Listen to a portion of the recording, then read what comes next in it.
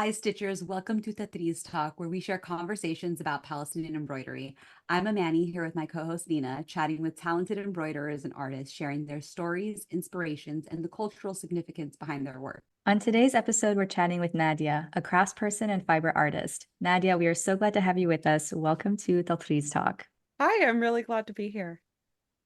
Yes, thank you for joining us. And Nadia, we love kicking off episodes by asking our guests to share a little bit about you and your family's connection to Palestine.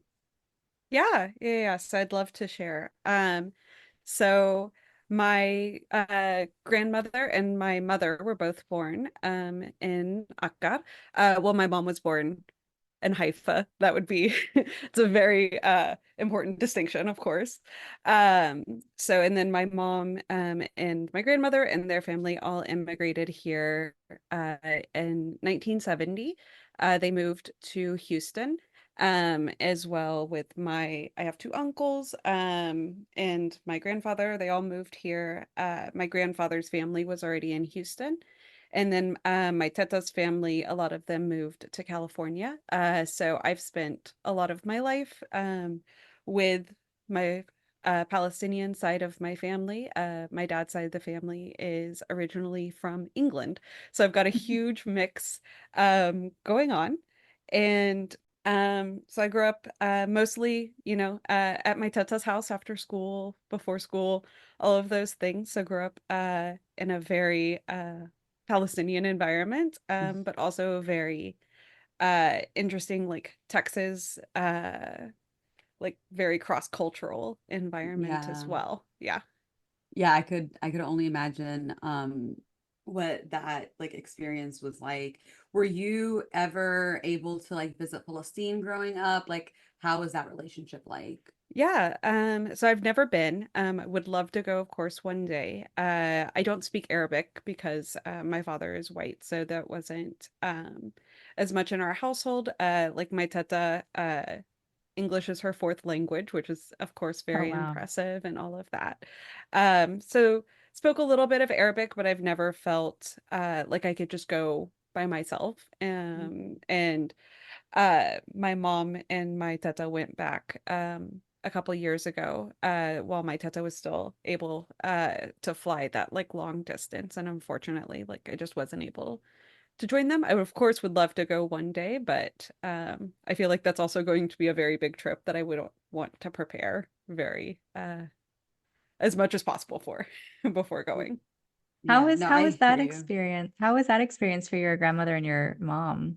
Was it the first time they had been since 1970 or they had been? Uh, they had been back a couple times before. It was my mom's, I think her second time going Okay. back, maybe third, and my teta had been back a couple other times too.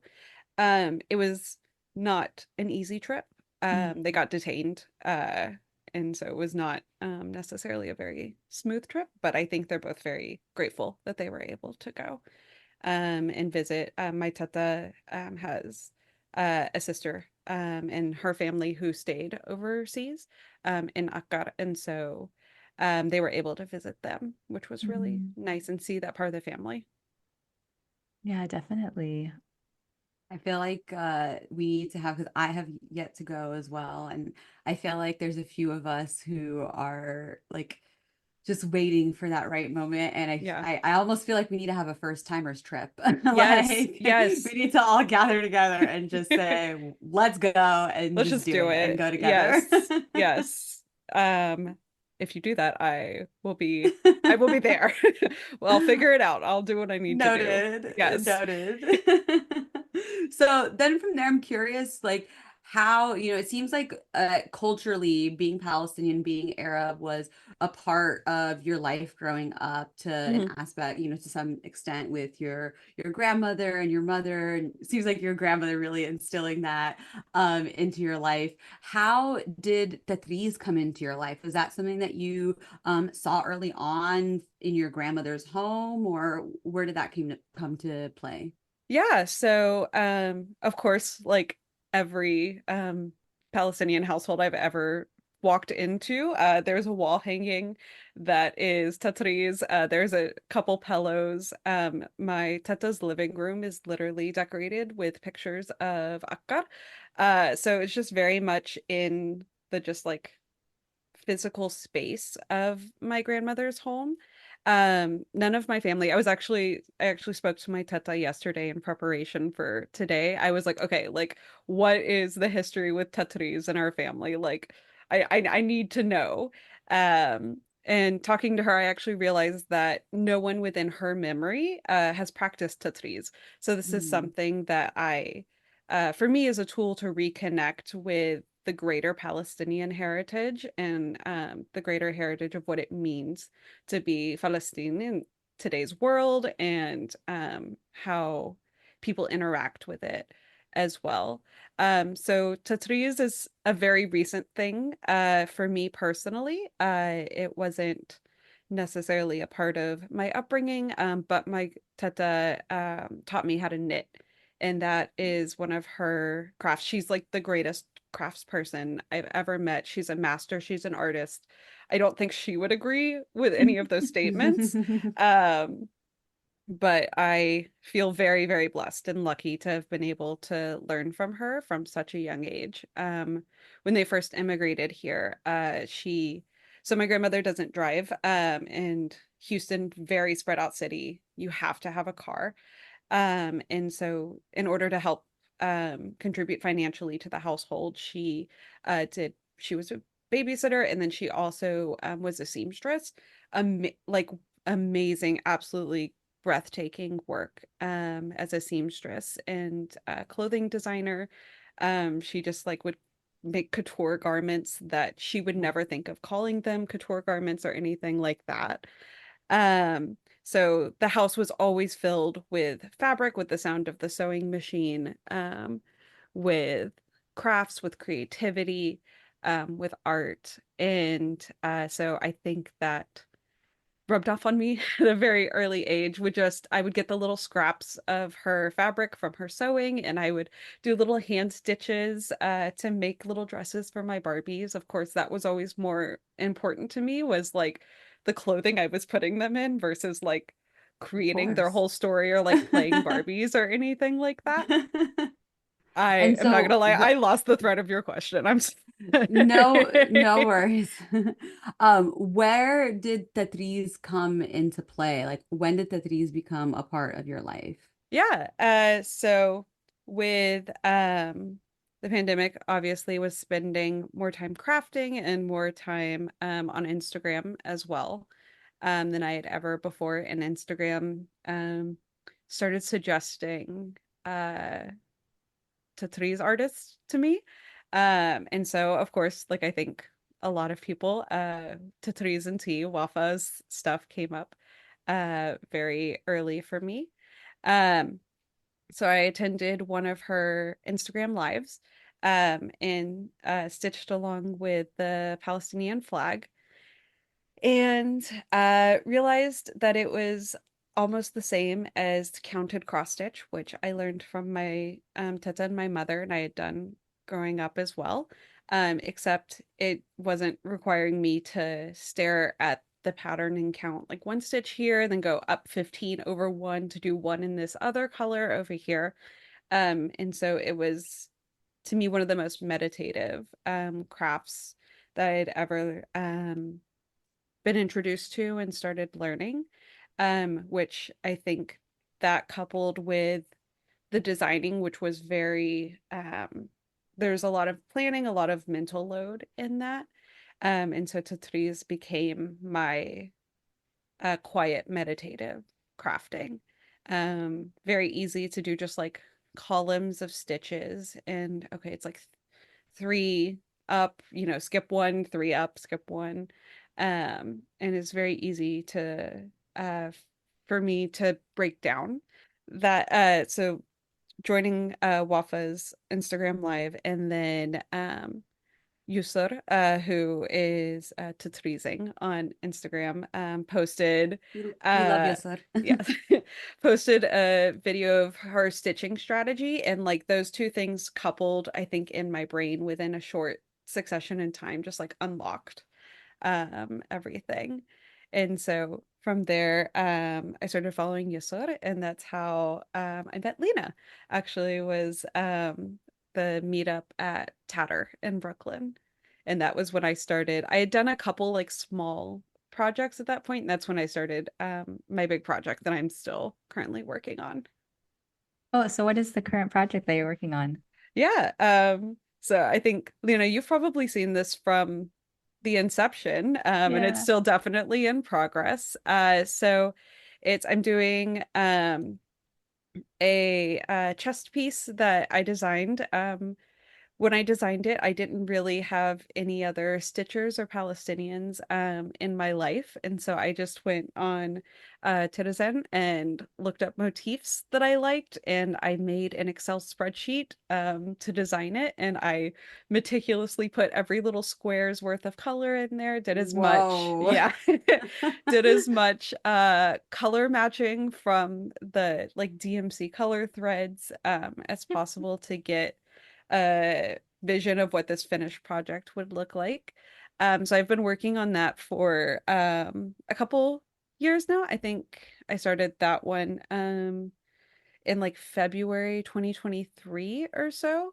So I'm still working on that. And then partway through that, I realized how much the motifs looked like knitting motifs and knitting patterns. And so I've also started working on a companion piece.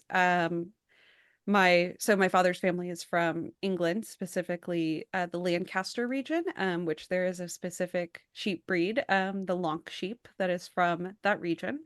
So I was able to source fiber through someone, and I've been spinning that fiber. That's And so I'm cool. going to knit the same exact pattern that is the Tatreez chest piece, and I'm gonna dye the yeah, I'm gonna dye the I'm like, yarn. I'm spinning the yarn, gonna dye the yarn, going to knit it so they can exist in the same physical space next to each other. okay, I can't even visual. I mean, this is all cool, very like extremely cool all around. Like, wow, like literally jaw on the floor. But I can't even visualize this. Have you done knitting using the threes patterns or motifs before? Like, I need a visual. I need to see what this looks like. This sounds so Yeah. cool. Yeah. So for me, I have like a small like little swatch, knitting swatch that I was like, is this even possible? And so I Yeah, grabbed like a couple yarns from my stash and I just knit one little corner of the Tatreez pattern I had designed. yeah, Um and I was like, okay, it's possible. Okay, I can do this. And then from there, I just like dove head in. So I've recently learned spinning during the pandemic as well. I started that in around 2022. So it's just like all of these different crafts that I've been interested in, and I've just been diving headlong into exploring them. And I also don't feel the pressure to I'm making them for me and to share them with the yeah. world, but they're not necessarily for any sort of like financial security or anything like that. So I don't necessarily feel the same pressure that I think a lot of professional artists who depend on their art for their financial security and their emotional and like physical well-being. Yeah.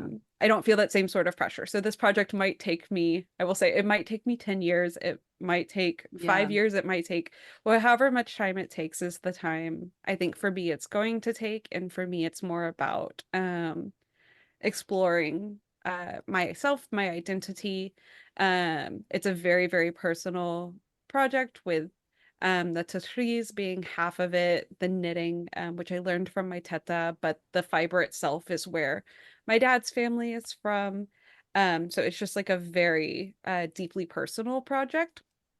And I could also finish it and be like, wow, I spent a lot of time on this, and this is not what I thought it would look like. And I think that's just one of the beautiful things about crafting in general is you can have Yeah. a plan, you can set out with something in mind, and sometimes it just doesn't work. And that's for me, it's not necessarily always about the end product. It's about the journey and I working like with my that. hands and creating something that wasn't in the world before with literally like string. is an insane concept. That was not insane for a very long time. It was part of everyone's lives for a very long time. And now I think we've become so removed from the fiber in our lives unless you're a fiber artist. Um, so for me, it's about the journey. It's about making something that allows me to explore my identity. And hopefully it looks how I'm imagining it'll look. And if not, oh, okay. I like that. It's about the journey. I'm into that. I'm curious too, like you just mentioned about like, exploring your identity. So how has, your journey with Tatreez I guess strengthened or changed your view and your connection to your Palestinian identity? That's a very good question. It has simultaneously, I think for me, made me feel more connected to other Palestinians, especially in the diaspora. Especially it was very nice meeting Lena, who also is half Palestinian, and that was just very affirming for me to meet someone else who um, could feel connected to this craft without necessarily feeling like an imposter or anything along those lines. And so I very deeply believe that representation matters. And so working with my hands, working with the Tatreez has just brought me closer and closer to other Palestinians. But at the same time, like I mentioned, my family doesn't necessarily have as much of a history. I didn't learn that from my Teta. She doesn't necessarily have any clothing with Tatreez on it. So it's one of those things where for me, it's very representative of my connection with the Palestinian people, the Palestinian land, the Palestinian heritage, but I'm also very aware that it is a little bit of a different journey for me than a lot of Palestinians who are in the diaspora or who are in refugee camps and are doing Tatreez for any sort of like financial stability of what sort of financial stability could be had. Yeah, totally. Oh, that's so powerful. And I think for all of us, I mean, this entire podcast is literally it's basically what you're talking about. Just, for me and Amani, that's how we met was through Taltreez. That's how we kind of I'm not going to speak on behalf of Amani, but for me, like I feel like I'm so much more confident as a Palestinian because Mhm. of the relationships that I made due to picking up Taltreez. And I Yeah. think that's like so evident in all of our experiences with it as well. Um, I'm more curious about how you got into like yarn spinning and dyeing of thread. Like how when you thought like, and even maybe the same thing with Taltriz. Like how do you like when you say, okay, I'm just gonna try doing this. Like what are the first things that you think about when you think about that? Like where are the first places you go to learn? Yeah. Um, how do you like build up the confidence to try something new if you haven't done it before? Did you have any preconceptions or preconceived notions of Taltriz before you started it? I'm curious about like that transition from like not knowing to being curious to actually diving in. Yeah. So I think for me, just spending so much time with my Teta growing up, she's just like an all-around natural master when it comes to anything with fiber and crafts.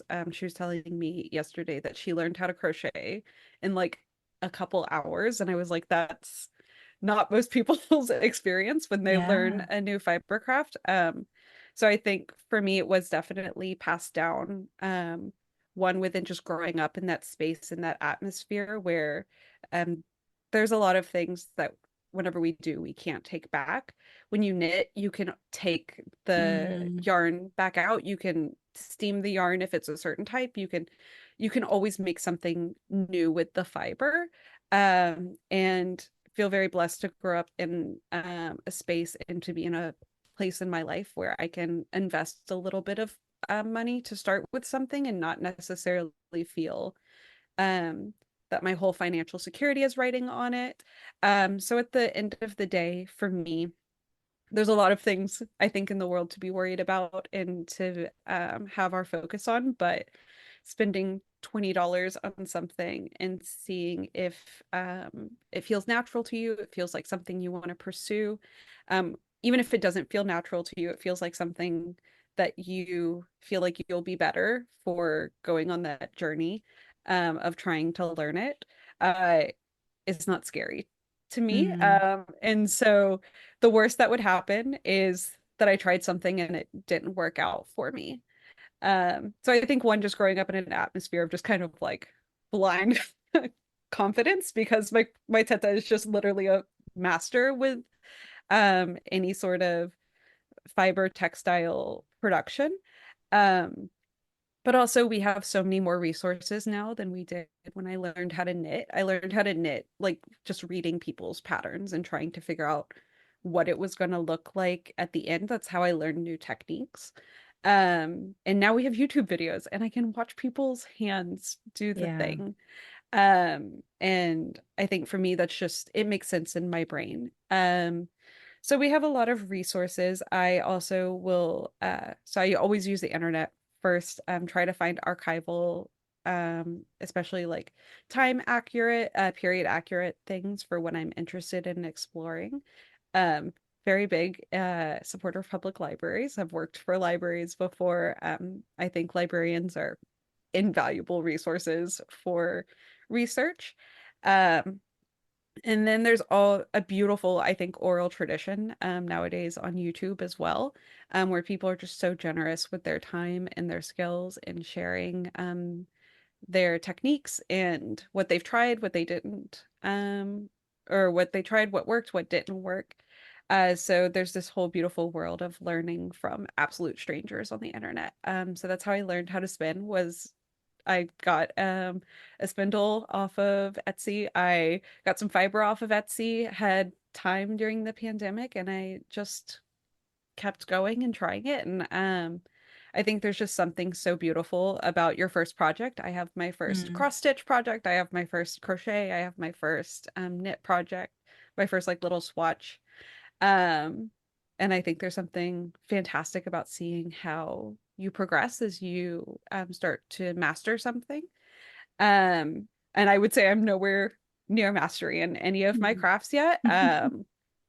But I think that I see a world in which I'm starting to gain mastery over certain aspects of things. Mhm. And I think that the confidence that grows from seeing yourself improve is where you also can get the confidence to try something new.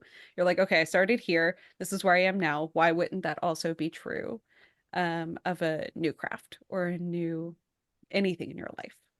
Yeah, I love that attitude. And I just want to kind of echo one of the things. Well, I think you said it kind of throughout this, but I love the idea of trying different things and exploring, seeing what sticks. I do that all the time. Like I take so many different art and craft classes, and sometimes it sticks, sometimes it doesn't. But each Mhm. time, even when I suck at it, I have a good time. Like, Yeah. you know what I mean? And also, I think people, I want to say to people listening, like, no matter what your budget is, you can find resources. As Nadia was just saying, there's like resources like online that are free. There are also like I've taught classes at public libraries where the library is able to cover the fee Mhm. for teaching and it's, you know, free for attendees. Like if your city has like an art commission, you know, for example, in San Francisco, we have a San Francisco Art Commission. I just did a class with them. And again, for attendees, it was free. So depending on what your budget is, you can definitely find stuff. So I love that you have that attitude. You know, just like, yeah, let's try things. Like I think everyone should have that attitude, whether they consider themselves like a crafty, artsy person or not, because you learn Yeah. so much throughout the process, as you were just telling us. Yeah, I think definitely. And there's always, I think, two places in social media spaces like Instagram or Facebook can also be great ways to connect. I'm part of like a buy nothing group for my neighborhood, and I've gotten some like yarn and stuff like that off of there. So people will put out calls for materials. They'll also just give away materials. So I think that's one of the most beautiful things about community is that if you ask, a lot of the time someone will help take care of you. Um, also, you never know, maybe you tried crochet and crochet was not for you, and then you put a call on your buy nothing group and someone is like, "Oh yeah, I have I'll take your extra crochet stuff." And so you can always be passing it along to someone else, which for me is one of the most beautiful things about working within any community, and whether it's an in-person community. I think we've all gotten a lot more comfortable with digital communities as Mhm. well. Um, and I think that's true, especially of the fiber arts world, is everyone is ready to help someone else and share their love, share their materials, share whatever someone needs if they're interested. It's a very generous community in my experience. Yeah, totally, totally. I actually, before I forget, wanted to ask you about your relationship with your teta after you learned Tatreez. Like, have you Mm. introduced her to Tatreez? Is there a practice with your mom, maybe? Like, how, and actually, maybe before and after Tatreez, like, do you do these types of things with the women in your family? Yeah. So I would say that Tatreez has led more to conversations than Mm. necessarily like maybe stitching together or anything along those lines. My Teta's hands are not necessarily able to stitch as well anymore. And so I would say it's more led to us, led to questions and conversations. There's been a lot about my family and our history that is not something that's always wanted to be discussed. They Mm. feel very strongly that they moved here for us to have, the very typical like moved here to have a better life, not have to deal with Yeah. any of this stuff. So while it was a very Palestinian atmosphere growing up, it also was an atmosphere in which they wanted us to have every opportunity.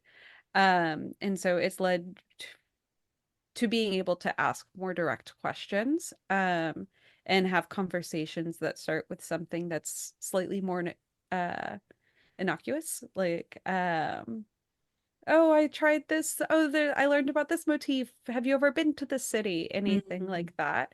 And then that, of course, opens up an atmosphere of sharing for Yeah. stories and for connection and community. Yeah, that's really interesting. I feel like a lot of people have that opportunity, like through therapies in different ways, to start having these conversations with their families in a, Mhm. like you said, it's like it's a subtle way to just like open the door and start these conversations. Because I think for a lot of people, who left many generations ago, it's easier to not talk about it. It's hard, it's painful to talk about it. And so yeah, I think that these is a nice way to gently bring up these Mhm. conversations. Mhm. Um And yes, definitely agree. And it's also a way, I think, to discuss things and maybe not. I would never want to like push my teta or push yeah. my mom to have a conversation that they were uncomfortable with or that they didn't want to have. And so I think it's a way also to connect and share culture without maybe awakening some things that it may just not be an appropriate moment to discuss. Yeah, no, that makes a lot of sense.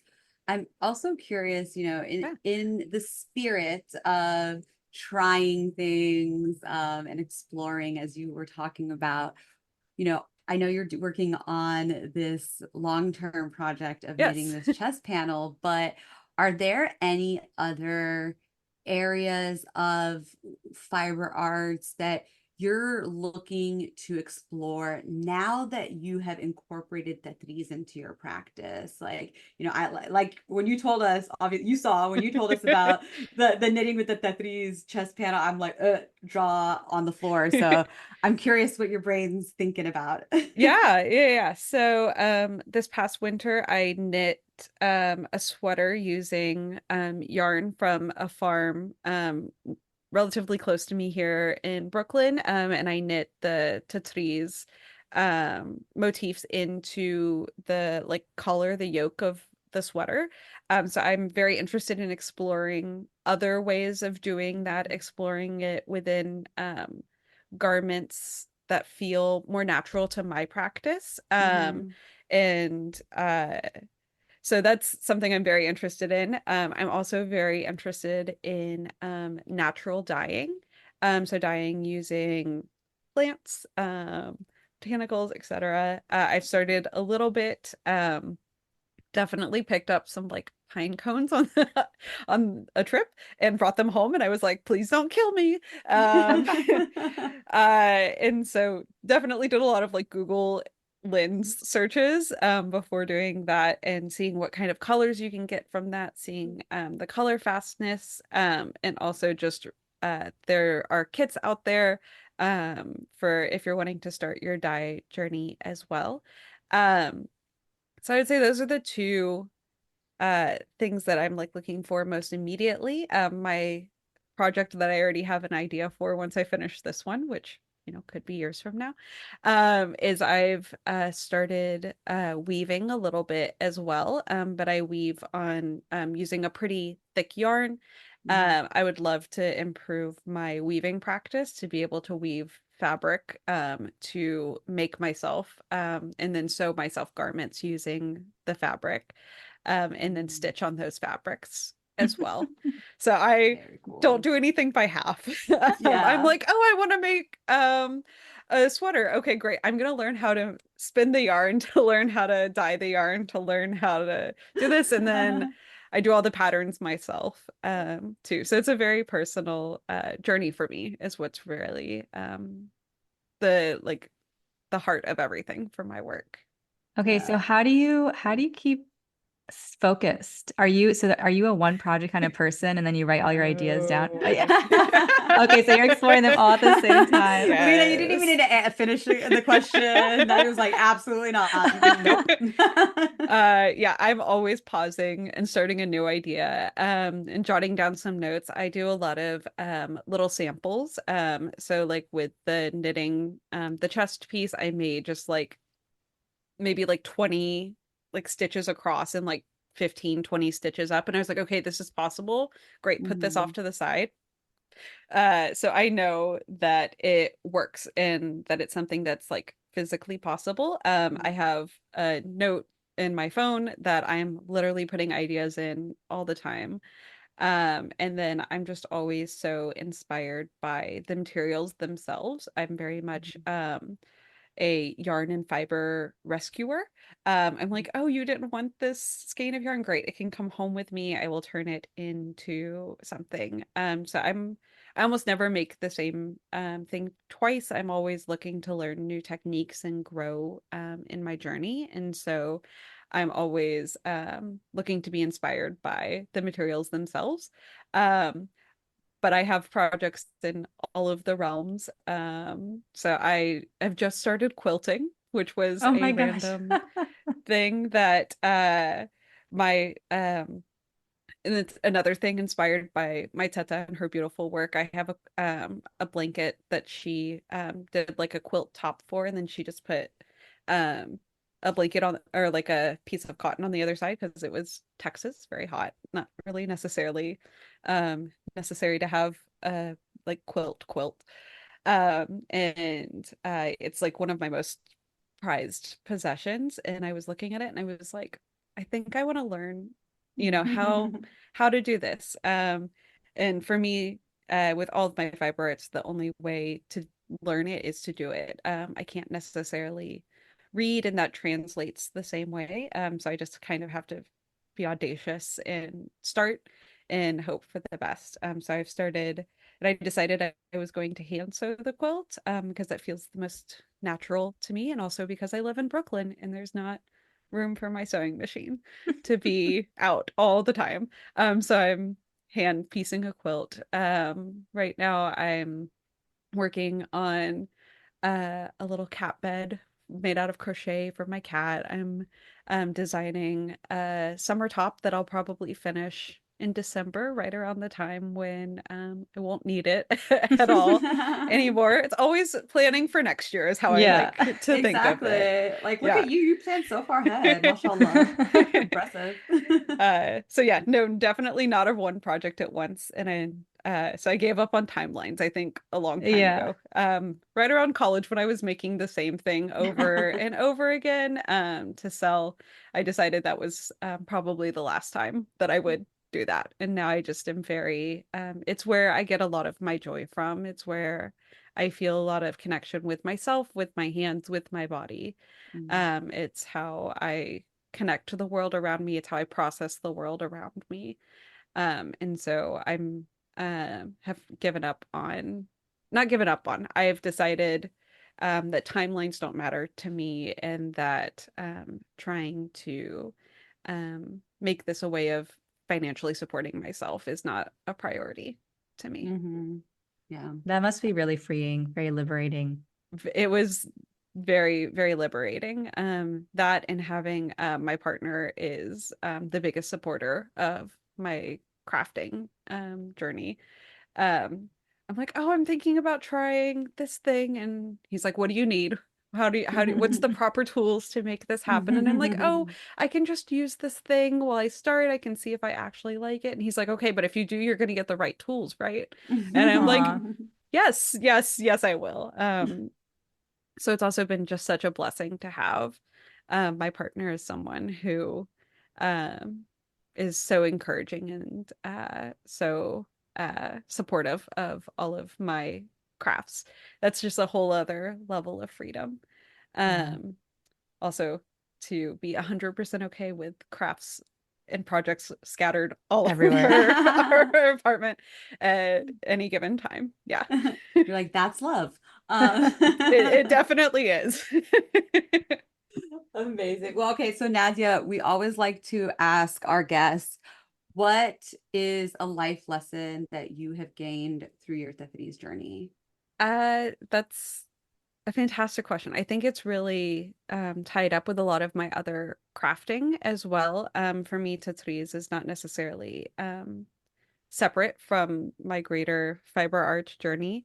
And I think it's what I was speaking on about just like giving up on setting deadlines and external goals for yourself, except improving throughout the journey. And I think that's been especially true for me with Tatreez. It's something that I've um, initially taught myself just by kind of watching other people and then also joining in community and being able to see what other people were working on, being able to see how they were stitching. I think one of the beautiful things we do is show the back of our work. And we are not scared to show the how it was created. I think there's a lot of there have been times where things have had like some gatekeeping, not necessarily in the Tatreez community, but in other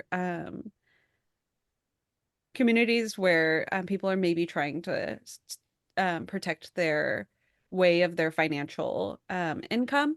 And so I think Tatreez is just a beautiful world where we're not scared to show how it was made and the behind the scenes and not scared to help each other, give advice. Um, and then at the same time, is this beautiful acceptance of just your back sometimes just looks how it needs to look. um, for where you are in that moment and what your goal is, I think. So that's something that Tatreez has really cemented, I think, in my fiber journey. It's made it something that is instead of just a idea that I was oscillating between coming to and then leaving again, it's just like really cemented it and made it a part of how I practice.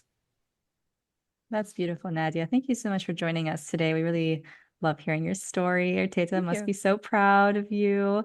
Um, if people wanted to get in touch or see the progress on this beautiful piece that you're talking about, where can they best find you? I would say best is on Instagram. My handle is Hope and Heart Shop. Nadia means hope, and my last name is Hartley. So it was a very cute little name that I came up with when I was like 12 years old, and I will stick with it probably forever because I love it. Um, I will say I am not always the best at posting on social media. So also if I respond well to people asking things. So if you're like, hey, I want to see how your project is going, I will always then post a picture. It's nice to have that community of people encouraging along the way. Totally, totally. Oh, thank you so much. It's been such a pleasure. Thank y'all. This has been amazing.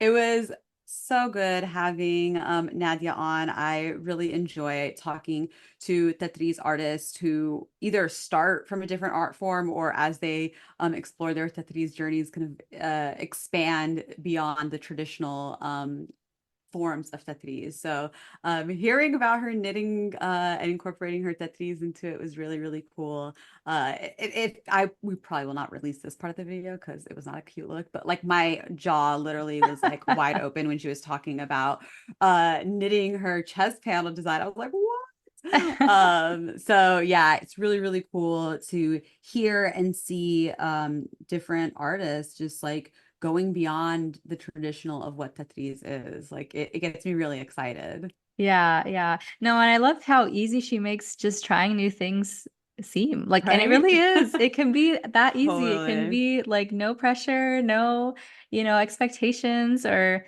like big investments or anything. Like it can just Mm-hmm. be something just for the sake of trying it out and seeing what happens, like just being curious. So Yeah. I liked those vibes. It makes me feel more adventurous in a way that doesn't feel so um there's like a word I'm looking for, but I don't know, I guess under pressure or like I tend to do that. And I'm a Yeah. bit when she was talking about deadlines, I was like, oh my God, I need to adopt some of this. That's so funny. Well, no, I I practice on deadlines. see, I like what she said about deadlines because that's how I approach my Tetris too. Like, I Yeah. guess too, a lot of what she was saying in that point was resonating because I'm very much the same way. Like, I create all of my Tetris, like my Tetris art, I created for me. Yeah. And so I don't have a deadline. Now, if you're gonna pay for my time and effort, we could talk. But if I never sell a piece, I don't care. Joy, it doesn't give me the stress. So when she was saying all of that, I was like, yes, same, same, same, same. But yeah, I knew we all have balance because we know I'm crazy when it comes to certain Yeah, things. So we it's fine. do. We We, do. we We need we need do. balance. We need balance. But I also, love I it. do want to harp on one other thing, and I mentioned it again when Nadia mentioned it, and you just said it too. Like, y'all, honestly, like art will meet you at your budget. Like Yes. I have taken so many classes, and honestly, too, like I've watched so many YouTube videos and explored so many things on my own for quote unquote for free before I've realized like if I wanted to figure out if I liked it and Yes. then I would go and spend the money on classes. And there's nothing wrong with that. And if you can't afford a class, like there's so many free resources. Like Totally. everyone has a different budget, and that's totally fine. And art will meet you at your budget. So don't let it stop you from like exploring and being creative. Totally, totally. Okay, with that, thank you guys so much for listening to another episode of Tatreez Talk.